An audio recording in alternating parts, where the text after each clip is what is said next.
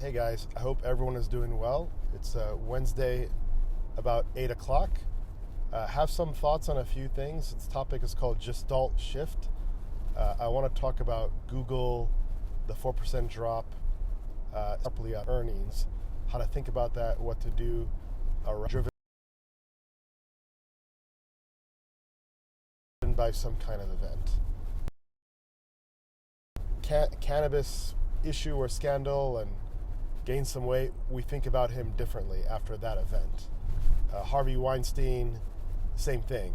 Guy made great movies and sexual scandal, we think about him differently after an event. Same thing happens for stocks and for markets. Okay, so a company can report, like Nvidia in May 2024, have blowout numbers that are just face melting, and then people rethink what this is. They reconceptualize the concept, the entity. Like, what is this? They have a Gestalt shift. You can have bullish Gestalt shifts, and you can have a bearish Gestalt shift, okay? So when a stock has high momentum, and they drop the ball somewhere, and they miss the mark, they don't hit their numbers, that can be a negative Gestalt shift, right? Like a lot of these these are EV companies that don't make any money, okay? Like Rivian and Lucid, for example, right? These were hot stocks in 2021, and now people don't think of them as hot stocks anymore. So that's what a Gestalt shift is. You can see these in markets. It's really fascinating. You can see these in markets. Like if you see a name that's been beaten down and there's a high volume day and price moves up quite a bit and sharply with strength, I call that a Gestalt shift. It's an interesting thing to look for. You can see it in reverse also. Okay, so what happened in the last 7 days is a Gestalt shift occurred around the perception of AI adoption and these cloud business models. Okay, so what happened? A few things.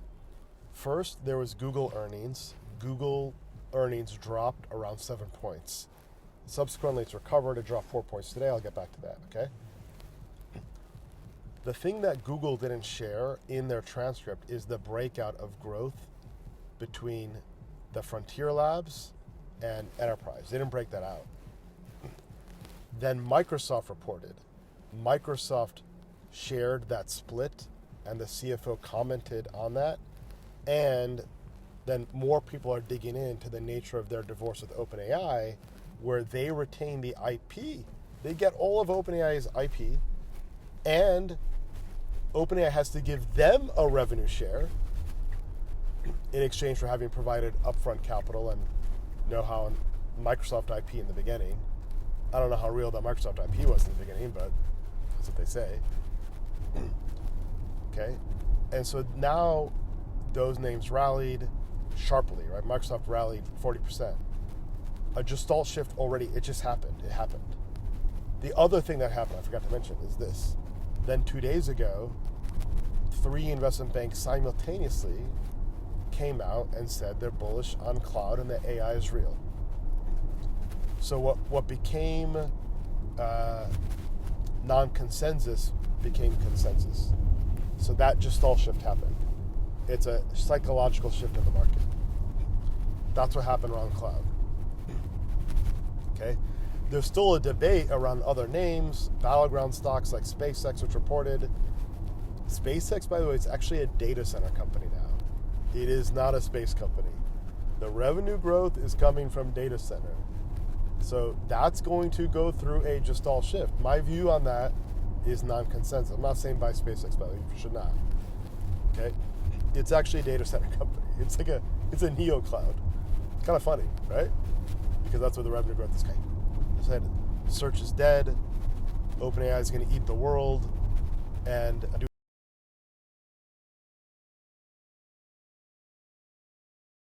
doing a deal with OpenAI, Google stock dropped 9% in one day. Turns out, fast forward, Apple's doing the deal with Google. something happened there. Maybe OpenAI couldn't deliver, or maybe Apple realized that if Google's spending $20 billion a year to advertise with Apple, then maybe Apple should do business with a partner. In any case, okay? But that was a Gestalt shift. Excuse me. So there's still more to do around this Gestalt shift. So what you're going to see from Google is Google Spark. It's in test and now it's being rolled out to Google Workspace clients. Google Spark is the first personal assistant AI that you're going to have, which is going to be amazing. You won't need to have an administrative assistant.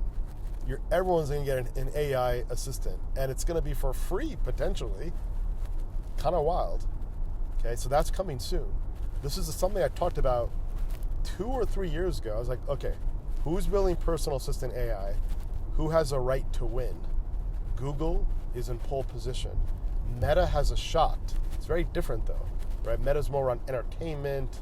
They got the metaverse, 3D goggles. They got the social component. Google and Microsoft are both around productivity, but Google straddles both. They have entertainment through YouTube, and they have productivity. They also have more next gen learning Google Docs at school. Like, kids are using Google Docs at school because it's free. But Microsoft has a shot at it also. They obviously have entertainment concepts like Xbox, but it's more enterprise and productivity focused. So there's a battle for personal assistant AI. Google's in pole position. You're going to see that offering hit the market sometime next couple months. That's not really priced in and fully aware, in my view. So Google dropped 4% today because the leader of DeepMind, Demis, he's taken a chairman role. They tried to PR this thing. They tried to make it look like it's not a big deal, but the stock dropped on that, and they had some other role change. So how do you make sense of that event? I'll tell you a fun fact, funny story. So I remember, not a funny story actually, kind of tragic, sad story, but I remember when Apple stock dropped the day it was announced that Steve Jobs had cancer. It dropped I think 8 points, 6 or 8 points, something like that. And then it recovered. So businesses, leadership matters, management absolutely matters. Super, super critical. If you're a business like Apple though, it's a supply chain business. Keep your costs low, get your customers on upgrade and renewal cycles. That's pretty much what they've been doing. It's hard to distinguish one Apple product from the next, although their recent version of Siri is pretty impressive. Enterprise is a machine with talented people that will create value, and that business will generate earnings. So when you see these one-off idiosyncratic news events, those often can be buying opportunities. So that Google sell-off because these personnel changes, that's not going to matter. They have a lot of talented people that are working on super hard problems, and the earnings power is not going to turn on the departure of those individuals. It might impact their ability to recruit star talent, etc., but we'll see. Look, if you have open models from China that are incredibly competitive and they don't have the resources of Google and they can't attract talent the way those names can, then Google's probably going to do just fine, okay? So what else? The other thing I've noticed is you're seeing names drop on earnings. We saw AMD yesterday. I thought that it was just price valuation driven. I still think that's true. You've seen it today with AppLovin. I think it dropped 18% plus or minus. GoDaddy dropped last Friday. What else? Sandisk dropped after they reported today too. So you're seeing a lot of that. So what to make of that? So one thing I like to do is it's better to have a couple dozen positions than big concentrated positions, okay? Unless it's a high quality asset, it's got earnings growth, it's priced well, then you can have more weight on a high quality business. That's different, right? But if a name you own drops post earnings, like Google did, Google dropped 7 points, I was market weight going into that earnings. I wasn't overweight because it was valued differently versus other assets, okay? When it drops, then I have the choice to make. I can look at the result and say, hey, they're growing the business, they're growing the core, I see ROIC and the CapEx, I want to increase my position now. And then that's what I did. I went ahead and did that. So for like AppLovin, I have to dig in the numbers. What I saw is like 50% earnings growth. That's bananas. That's strong. And revenue growth. So I want to dig into that more, but that might be an example where I have a position I have like a point in that. So it's down, it's not a big deal. Not a really big deal, right? It'll recover through earnings growth, but now I have an opportunity. I have some optionality. I can get more of it, and then and ride that recovery if my thesis is correct. In the same way that Google recovered too. So I'm not a big fan of concentration for all sorts of reasons. Like diversification is the only free lunch. It doesn't mean that you have to own everything under the sun. You can grow and invest in things that have quality and earnings and other stories behind them. That's a sound way to approach that, right? So what else? Here's another interesting thought. I haven't seen anyone talk about this, but commodities are back. Why? Here's a good little theory for you. When Kevin Warsh was nominated by Trump, that marked the top in gold. Gold went into a bear market. It's plotted on a chart. Okay? What happened last Friday? Besant and Japan intervened to prop up the yen. What's been happening since? You've seen a rally in commodities. Gold, silver, copper, gold miners. Okay, we picked up Newmont Mining. That's the one we own. Picked that up yesterday. But other miners also, like Orla. We picked up Albemarle, which, excuse me, Albemarle mines lithium. That's another interesting commodity as well. So commodities seem to be making a comeback because of Besant and Japan's intervention around the yen. How interesting is that?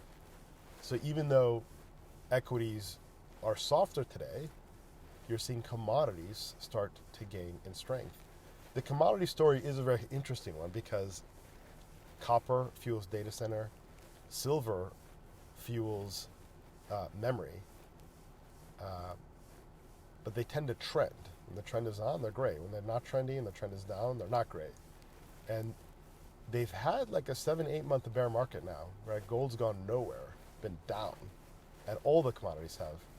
And a bear market generally lasts 7 to 9 months. People have forgotten about it, they've moved on. So take a look at commodities, especially as you walk into July and August. All right, folks, make it a great night. Take care now. Be well. Cheers.